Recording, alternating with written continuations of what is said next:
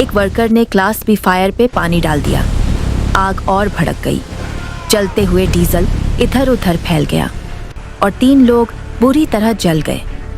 क्या आप जानते हैं गलत एक्सटिंग्विशर यूज करना आपकी जान ले सकता है? दोस्तों, फायर सिर्फ आग नहीं होती, हर फायर एक जैसी नहीं होती।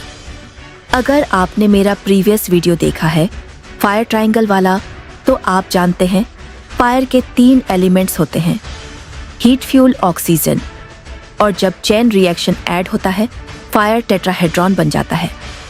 लेकिन आज का सबसे इंपॉर्टेंट सवाल, हर फायर को एक ही तरीके से क्यों नहीं बुझा सकते? आज हम डिटेल में समझेंगे क्लास ऑफ फायर क्या होती है, कितनी टाइप्स होती हैं और कौन सा एक्सटिंग्विशर कहाँ यूज होता है। तो चलिए अब बिना किसी देरी के शुरू करते हैं आज का टॉपिक। है कि हर आग को एक ही तरीके से बुझाना एक बहुत बड़ी और खतरनाक गलती हो सकती है। हम सब अक्सर सोचते हैं कि भाई आग तो आग होती है ना?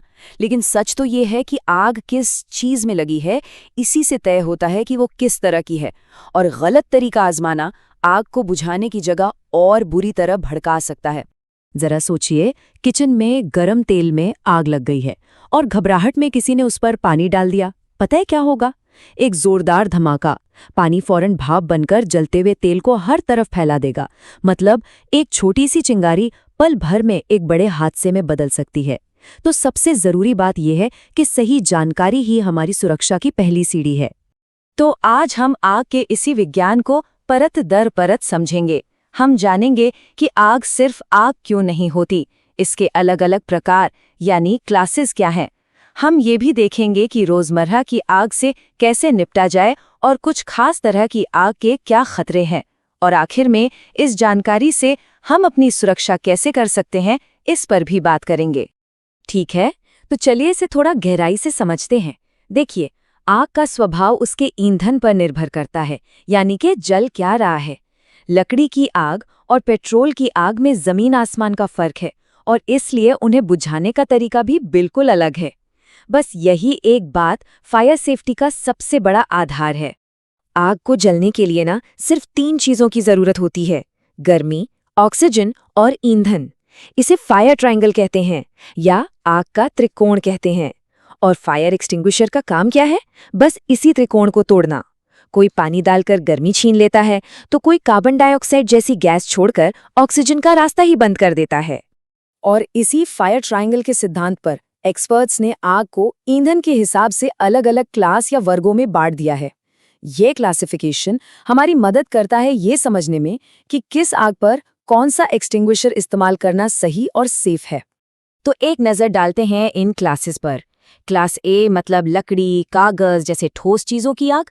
क्लास बी हो गई पेट्रोल, डीजल, पेंट जैसे ज्वलनशील तरल पदार्थों की आग। क्लास सी में एलपीजी जैसी गैसें आती हैं। क्लास डी थोड़ी खास है, ये मैग्नीशियम जैसी जलने वाली धातुओं की आग है। क्लास ई का मतलब बिजली के उपकरणों की आग। और आखिर में क्लास एफ या के जो खास तौर पर खाना पकाने वाले तेल की आग के लिए है। चलिए अब उन आग के बारे में बात करते हैं जिनसे हमारा सामना होने की संभावना ज्यादा होती है। शुरुआत करते हैं क्लास ए और बी से। अब यहाँ एक बहुत जरूरी फर्क समझना होगा। क्लास ए की आग मतलब लकड़ी या कपड़े की आग पानी से बुझ सकती है क्योंकि पानी उसे ठंडा कर देता है।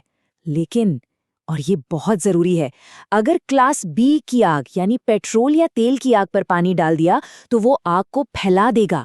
उसके लिए चाहिए फोम या CO2 एक्सटिंग्विशर जो ऑक्सीजन की सप्लाई ही काट दे। ये छोटा सा फर्क जानना जान बचा सकता है। और अब बात करते हैं किचन के सबसे बड़े विलन की, खाना पकाने वाले तेल की आग। इसे एक पूरी अलग क्लास के या एफ में रखा गया है और ऐसा इसलिए है क्योंकि ये अपने आप में एक बहुत बड़ा खतरा है। क्लास के की आग इसलिए खतरनाक है क्योंकि ये तेल बहुत ही ज्यादा तापमान पर जलता है। इसे बुझाने के लिए एक स्पेशल वेट केमिकल एक्सटिंग्विशर आता है। और ये करता क्या है? ये एक ऐसा केमिकल छोड़ता है जो जलते तेल को साबुन जैसे झाग में बदल देता है। जी हाँ, सच में। इस प्रोसेस को सैपोनिफिकेशन कहते हैं।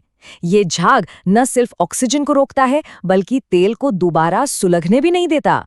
जैसा कि यहाँ साफ साफ लिखा है, गरम तेल और पानी का मेल एक हिंसक रिएक्शन पैदा करता है। ये जलते हुए तेल के छींटे हर तरफ फेंकता है, जिससे आग तो फैलती ही है, साथ में किसी के बुरी तरह जलने का खतरा भी बढ़ जाता है। तो किचन में लगी ऐसी आग में पानी दोस्त नहीं बल्कि सबसे बड़ा दुश्मन है। तो चलिए अब रोजमर्रा के आग से आगे बढ़कर कुछ ऐसे खास खतरों की बात करते हैं जो अक्सर इंडस्ट्रियल इलाकों में पाए जाते हैं। ये तस्वीर देखिए, ये नतीजा है क्लास डी यानी मेटल फायर का। एक पूरा का पूरा इंडस्ट्रियल कॉलम धातु में लगी आग के बाद ढह गया। ये आग हजारों डिग्री सेल्सियस तक पहुंच सकती है और इन्हें काबू करना लगभग नामुमकिन हो सकता है। मैग्नीशियम या सोडियम जैसी धातुओं की आग पर पानी डालना मतलब सीधा सीधा एक धमाके को न्योता देना। पानी इनसे रिएक्ट करके हाइड्रोजन गैस बनाता है जो खुद एक विस्फोटक है। और तो और एक नॉर्मल एबीसी एक्सटिंग्विशर भी इस आग को और भड़का देगा। इसे बुझाने के लिए बिल्कुल अलग स्पेशल ड्राई पाउडर इस्तेमाल होते हैं।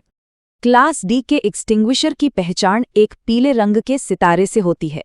इसमें एक लंबा रॉड भी लगा होता है। क्यों? ताकि जो इसे इस्तेमाल कर रहा है वो जबरदस्त गर्मी और जहरीले धुएं से सुरक्षित दूरी पर रह सके। इसका डिजाइन पाउडर को छिड़कने के बजाय धीरे धीरे गिराता है ताकि जलता हुआ मेटल इधर उधर न फैले। अब तक सब ठीक था, लेकिन अब कहानी में एक ट्विस्ट है। फायर सेफ्टी के नियम पूरी दुनिया में एक जैसे नहीं हैं और जैसे जैसे टेक्नोलॉजी आगे बढ़ रही है, खतरे भी नए नए रूप ले रहे हैं। ये टेबल देखिए, कितना कंफ्यूजन हो सकता है। बिजली से जुड़ी आग को ऑस्ट्रेलिया में क्लास ई कहते हैं, अमेरिका में क्लास सी और यूरोप में तो इसके लिए कोई क्लास ही नहीं है। ये जानना बहुत जरूरी है, खासकर उन लोगों के लिए जो अंतर्राष्ट्रीय स्तर पर काम करते हैं। और अब बात करते हैं फायर सेफ्टी की दुनिया की सबसे नई चुनौती की, लिथियम आयन बैटरी की आग। इसके लिए एक बिल्कुल नई क्लास बनानी पड़ी है, class L. Lithium ion battery की आग बाकी सबसे अलग है और सबसे बड़ा फर्क ये है कि इसे जलने के लिए बाहर से ऑक्सीजन की जरूरत ही नहीं पड़ती। ये अपने केमिकल रिएक्शन से अपना ऑक्सीजन खुद बना लेती है। इसी वजह से इन्हें बुझाना इतना मुश्किल है। और सबसे डरावनी बात है थर्मल रनअवे, मतलब आग बुझने के घंटों बाद भी अपने आप फिर से भड़क सकती है।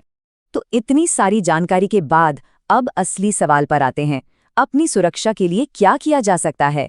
चलिए कुछ प्रैक्टिकल बातें जानते हैं। किसी भी फायर एक्सटिंग्विशर को इस्तेमाल करने का एक आसान सा फॉर्मूला है, पास, PASS।